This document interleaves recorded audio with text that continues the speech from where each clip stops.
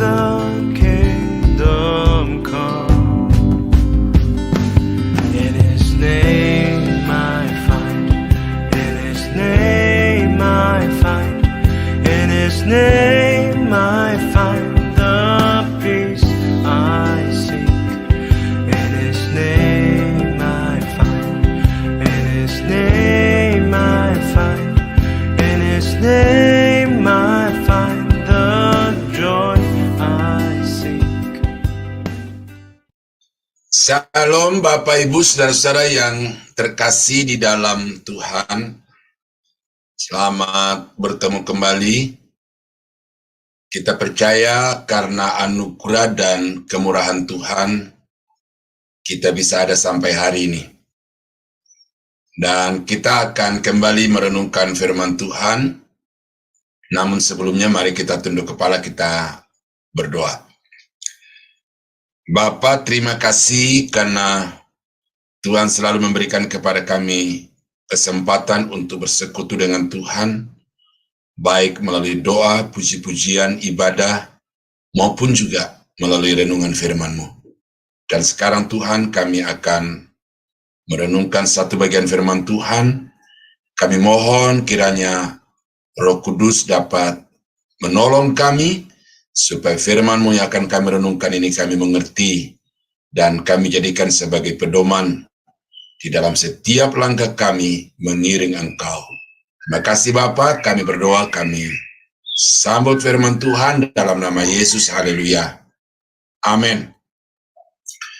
Nah Bapak Ibu yang saya kasih di dalam Tuhan, firman Tuhan pada pagi hari ini, saya ambil dari 2 Tesalonika 1 ayat 11 dan 12 yang berkata, karena itu kami senantiasa berdoa juga untuk kamu, supaya Allah kita menganggap kamu layak bagi panggilannya, dan dengan kekuatannya menyempurnakan kehendakmu untuk berbuat baik, dan menyempurnakan segala pekerjaanmu, sehingga nama Yesus Tuhan kita dimuliakan di dalam kamu, dan kamu di dalam Dia, menurut kasih karunia Allah kita dan Tuhan Yesus Kristus.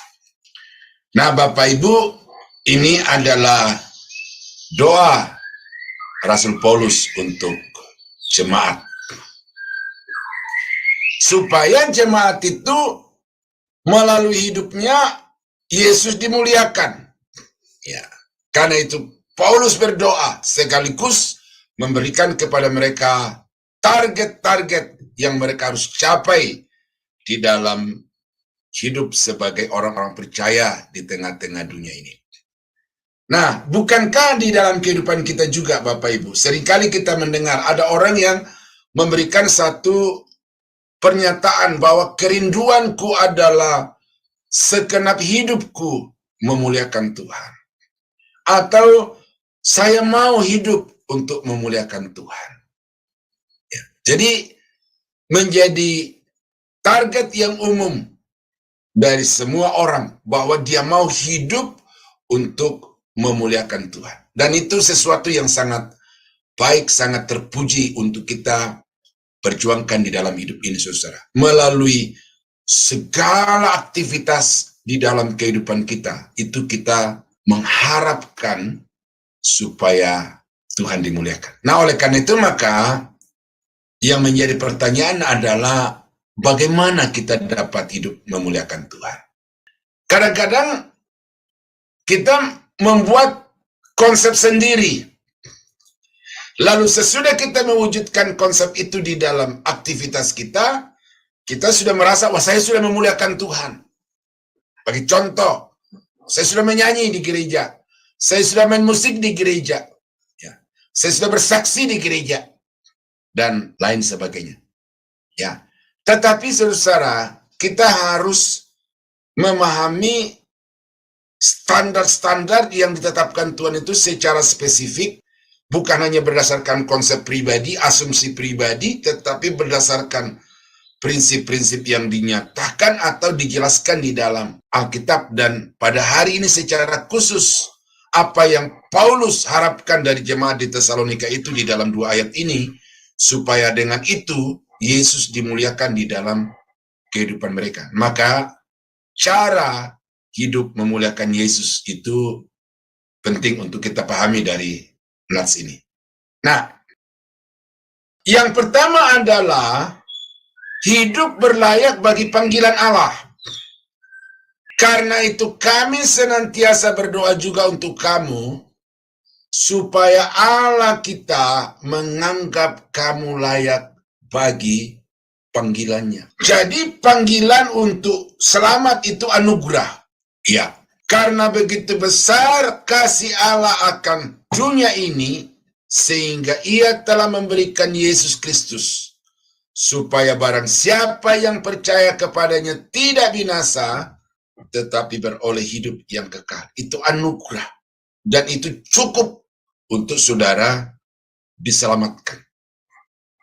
Tetapi untuk dapat hidup memuliakan Tuhan, tidak sekedar selamat, pindah posisi dari orang-orang dunia menjadi orang-orang milik Allah. Tetapi bagaimana kita dapat hidup di dalam Allah itu menjadi satu tuntutan agar kita dapat hidup mempermuliakan Tuhan. Dan karena itu maka kita harus hidup berpadan dengan panggilannya.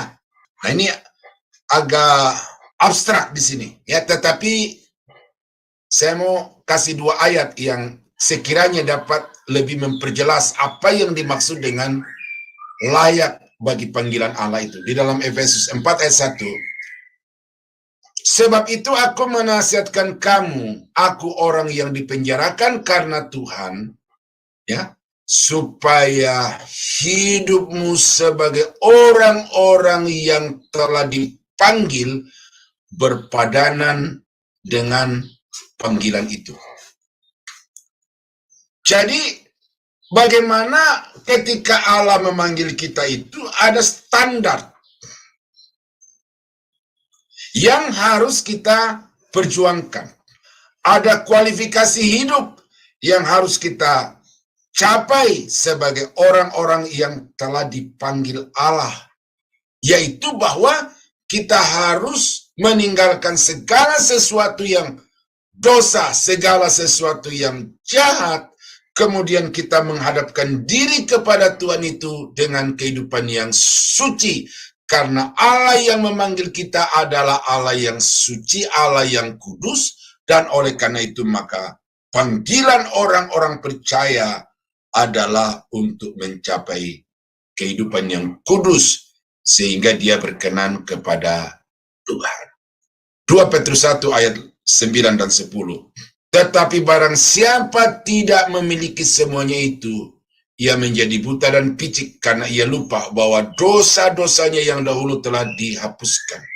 Karena itu saudara-saudara, berusahalah sungguh-sungguh, ya.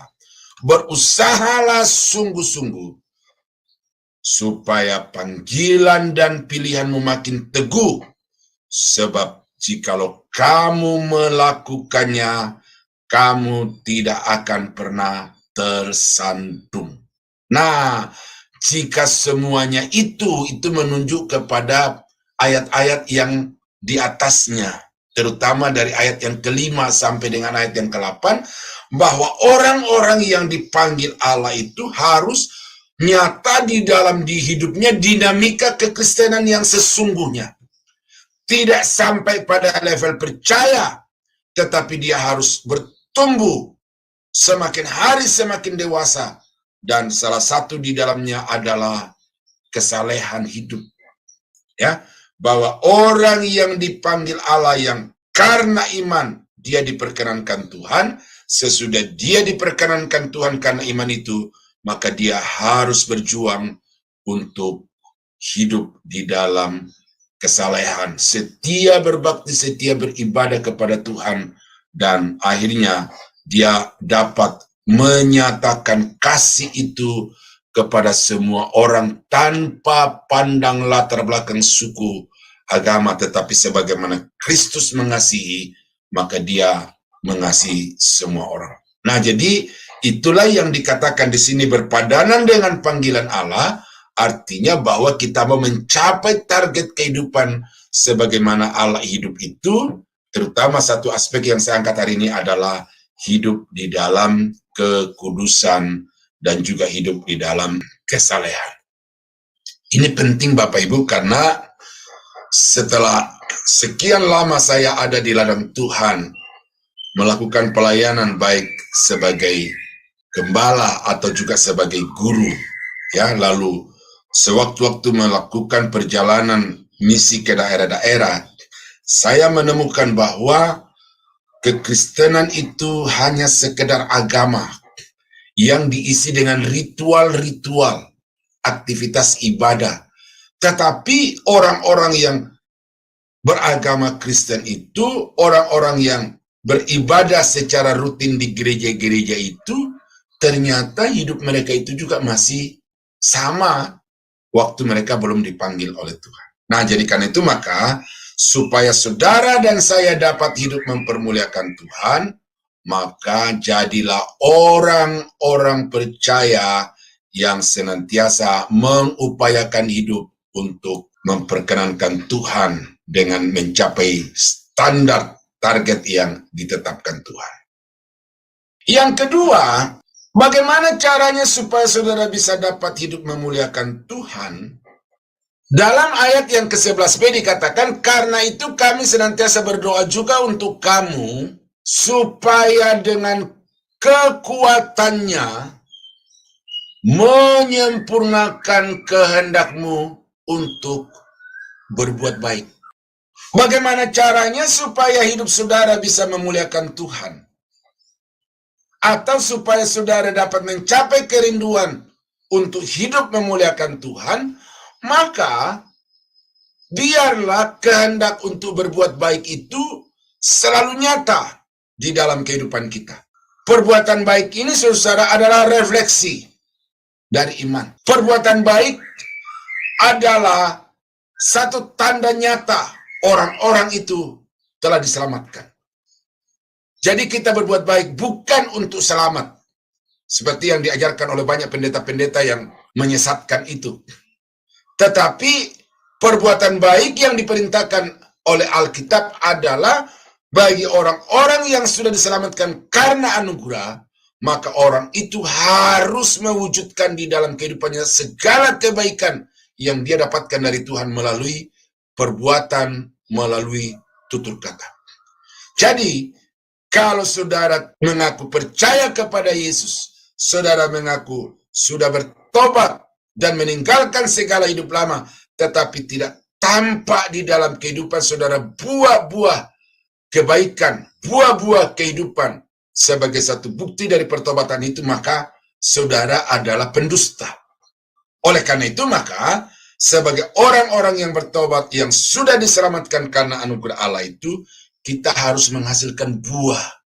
Karena dari buahnya itulah akan ketahuan apakah kita ini sudah sungguh-sungguh benar di dalam Tuhan atau masih sekedar menjadi orang yang beragama saja. Filipi 4 ayat 14 sampai 16 dan ayat 19-20.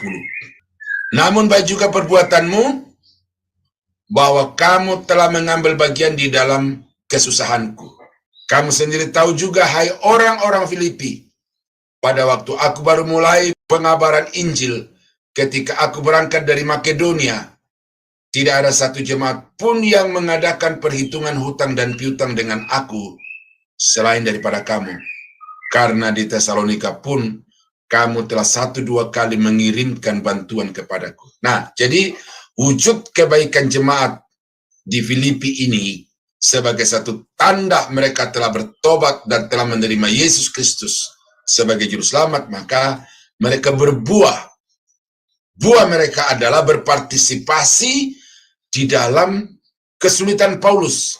Paulus ketika di dalam penjara, Paulus ketika sedang berjalan dari satu tempat ke tempat lain untuk memberitakan Injil, maka jemaat di Filipi itu berdasarkan kebaikan, ya, mereka menolong, mensupport pelayanan Paulus secara materi atau secara khusus secara finansial. Dia berkata, ketika aku di Tesalonika pun kamu telah 1-2 kali mengirim bantuan untuk aku. Dan bantuan itu bukan bantuan doa, tetapi bantuan itu adalah bantuan secara material, secara ekonomi, secara finansial, dan itu secara langsung dapat mensupport, mendukung, dan membantu Paulus di dalam pelayanan. Ini kebaikan yang wajib saudara tunjukkan di dalam kehidupan sebagai orang-orang yang mau memuliakan Tuhan. Memberi bukan karena senang, memberi bukan karena lagi mood, tetapi memberi karena itu sesuatu yang harus, yang wajib keluar dari kehidupan orang-orang yang percaya kepadanya. Nah, ayat yang ke-19.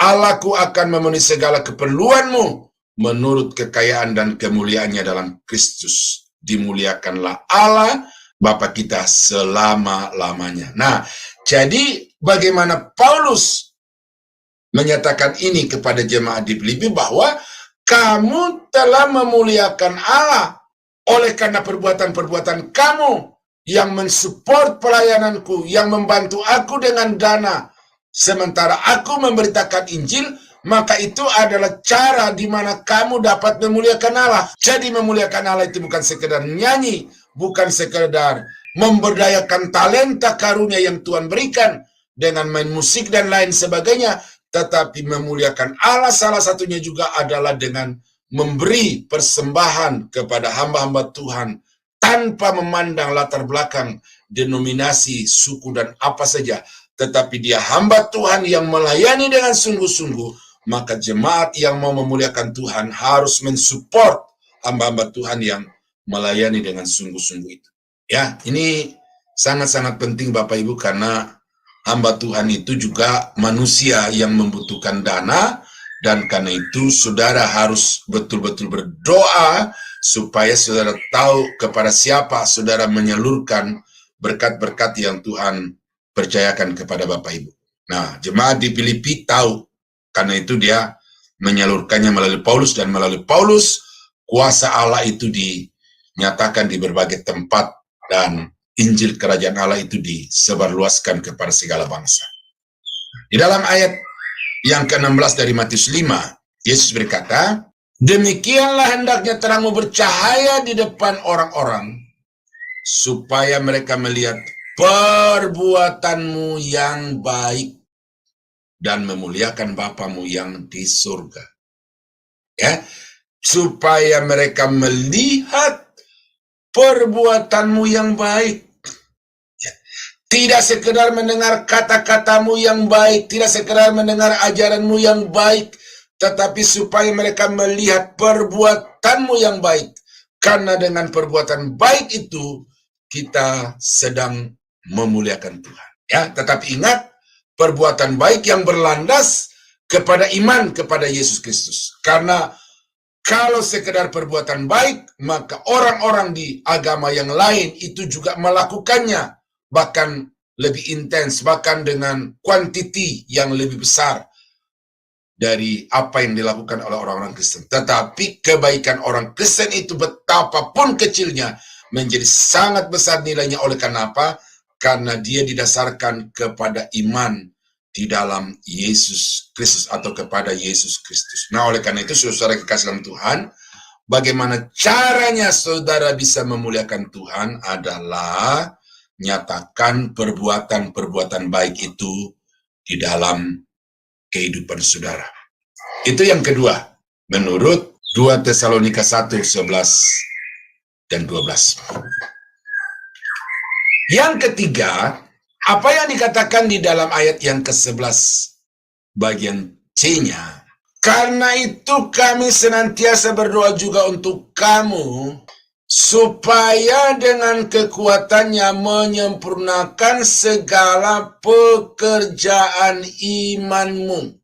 Mengerjakan segala pekerjaan imanmu.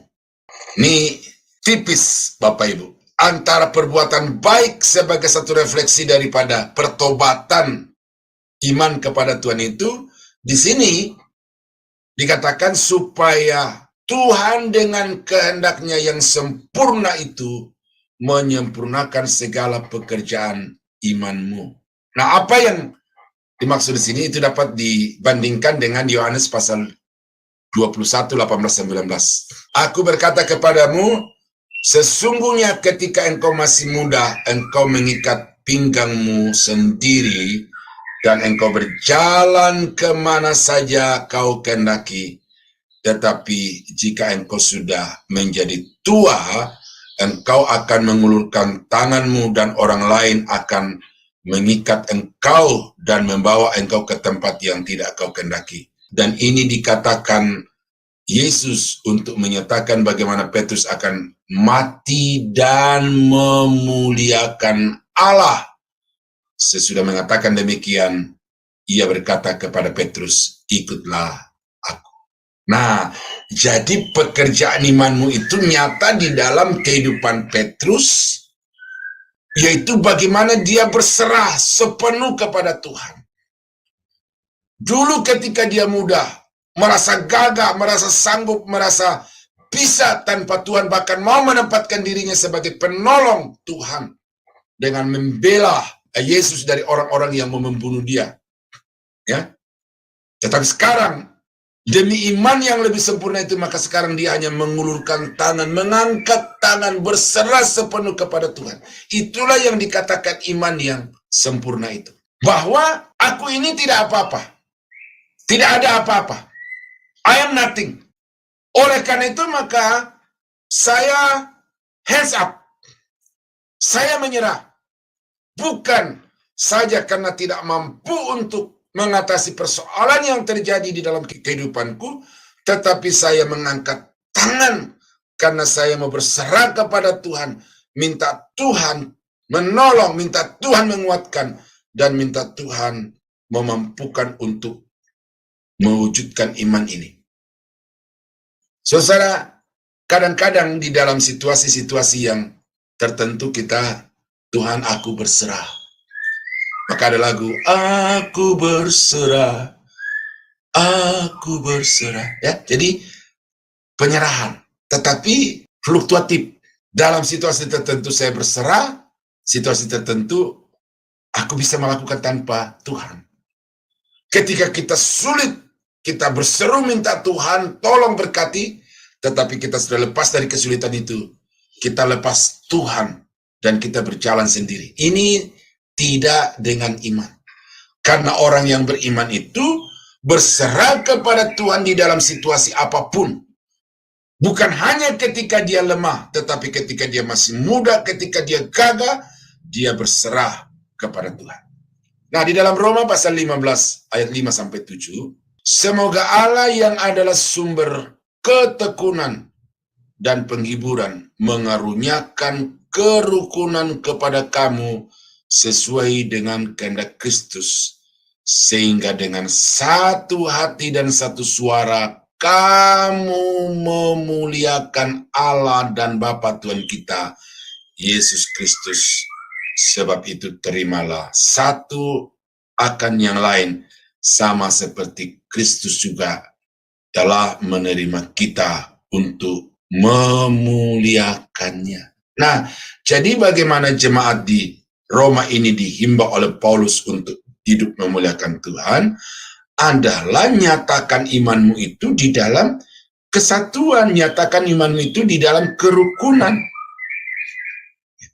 Jadi dengan patokan Roma pasal 15, 5-7 ini kita bisa mengukur gereja-gereja Tuhan sekarang itu, orang-orang Kristen sekarang itu, seberapa dia beriman kepada Tuhan, seberapa dia mau menyempurnakan pekerjaan imannya itu. Kalau dia masih hidup di dalam kotak-kotak yang dia buat sendiri atau kotak yang dibuat oleh pendetanya, maka sesungguhnya dia masih orang yang tidak beriman. Tetapi orang yang mau menyempurnakan imannya itu untuk kemuliaan Tuhan adalah orang-orang yang mau menyatu dengan siapapun, dari golongan apa, dari suku apa, dari status sosial manapun. Selama dia orang-orang yang percaya kepada Yesus, maka itu dia menyatukan diri.